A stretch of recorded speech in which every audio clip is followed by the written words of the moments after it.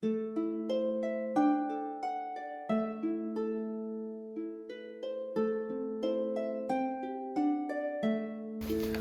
there, my name is Mr. Pete. I am a 4th grade teacher and I'm currently reading The Tale of Despereaux by Katie Camillo. I'm about to start chapter 28. Hopefully you have joined me all the way up to now. If you haven't, please check out my playlist. I analyze all of these chapters while reading with you with this wonderful book. Chapter 28, To the Castle. Maigre-Sal is heading to the castle, and I think we've seen a part of this briefly at the tail end of book 2. Let's find out. Years passed. Meg spent them scrubbing the kettle and tending the sheep and cleaning the hut and collecting innumerable, uncountable, extremely painful clouts to the ear. In the evening, spring or winter, summer or fall, Meg stood in the field as the sun set, hoping that the royal family would pass before her again. "Go! I would like to see that princess another time, wouldn't I? And her little pony, too, with his tippy-toed feet." This hope, this wish that she would see the princess again, was lodged deep in Meg's heart. Lodged firmly right next to it was the hope that she, Maigre-Sal, could someday become a princess herself. The first of Meg's wishes was granted, in a roundabout way, when King Philip outlawed soup. The king's men were sent out to deliver the grim news and to collect from the people of the kingdom of Dor their kettles, their spoons, and their bowls. So in the story now you can see, so the queen has died, and now the bowls are getting collected. Reader, you know exactly how and why this law came to pass, so you would not be as surprised as Uncle was when one Sunday a soldier of the king knocked on the door of the hut that Meg and Uncle and the sheep shared and announced that soup was against the law. Imagine living with sheep in your house. "How's that?" said Uncle. "By royal order of King Philip," repeated the soldier. "I am sent here to tell you that soup has been outlawed in the kingdom of Dor. You will, by order of the king, never again consume soup. Nor will you think of it or talk about it. And I, as one of the king's loyal servants, am here to take from you your spoons, your kettle, and your bowls." "But that can't be," said Uncle. "Nevertheless it is." "What'll we eat? And what'll we eat it with?" "Cake," suggested the soldier, "with a fork." "And wouldn't that be lovely," said Uncle, "if we could afford to eat cake?" So remember, soup is easy to make. It's water. It's turned into broth with chicken or with vegetables.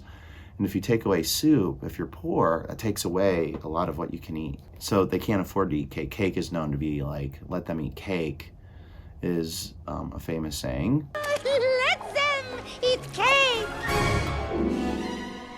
That shows that rich people don't really understand poor people. The queen heard the poor of Paris could not even buy bread. She said, "Let them eat cake! Vive la révolution! Vive la révolution!" The soldier shrugged. "I am only doing my duty. Please hand over your spoons, your bowls, and your kettle." Uncle grabbed hold of his beard. He let go of his beard and grabbed the hair on his head. "Unbelievable!" he shouted. "I suppose next the king will be wanting my sheep and my girl, seeing as those are the only possessions I have left." "Do you own a girl?" said the soldier. "I do," said Uncle. "A worthless one, but still she is mine." "Ah," said the soldier, "that, I am afraid, is against the law too. No human may own another in the kingdom of Dor." "But I paid for her, fair and square, with a good-looking hen, and a handful of cigarettes, and a blood-red tablecloth." "No matter," said the soldier. "It is against the law to own another. Now you will hand over to me, if you please, your spoons, your bowls, your kettle, and your girl. Or, if you choose not to hand over these things, then you will come with me to be imprisoned in the castle dungeon. What will it be?" And that is how Maigre-Sal came to be sitting in a wagon full of soup-related items next to a soldier of the king. "Do you have parents?" said the soldier. "I will return you to them." "Eh? A ma?" shouted the soldier. "Dead?" said Meg. "Your pa?" shouted the soldier. "I ain't seen him since he sold me." "Right. I'll take you to the castle then. Gaw, said Meg, looking around the wagon in confusion. You want me to paddle? She can't hear.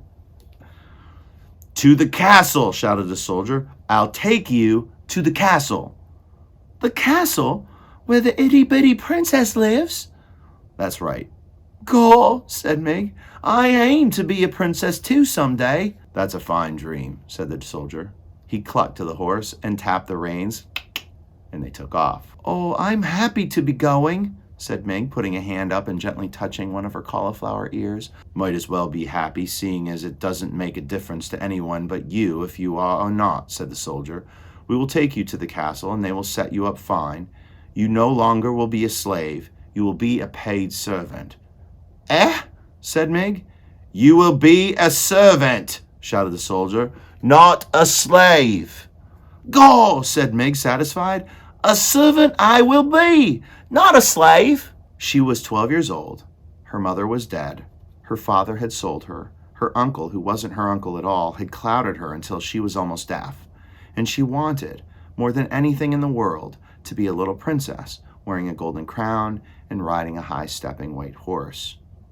Reader, do you think that it is a terrible thing to hope when there really is no reason to hope at all? Or is it, as the soldier said about happiness, something that you might just as well do, since in the end, it really makes no difference to anyone but you? I kind of love that.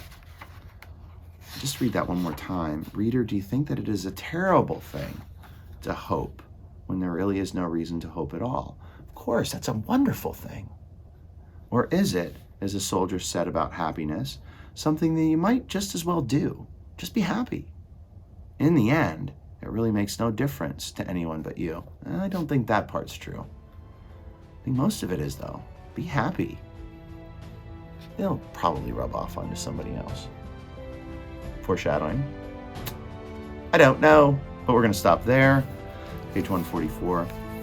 And just remember that she's now in the castle where we know Despereaux is. He's back in the dungeon. We know Despereaux is. He's down with Gregory. What comes next? Chapter 29. Start with the Kersey and finish with the threat. Click like, click subscribe, leave all those awesome comments, and join me for this awesome discussion. And, I'll see you on the next page. Peace.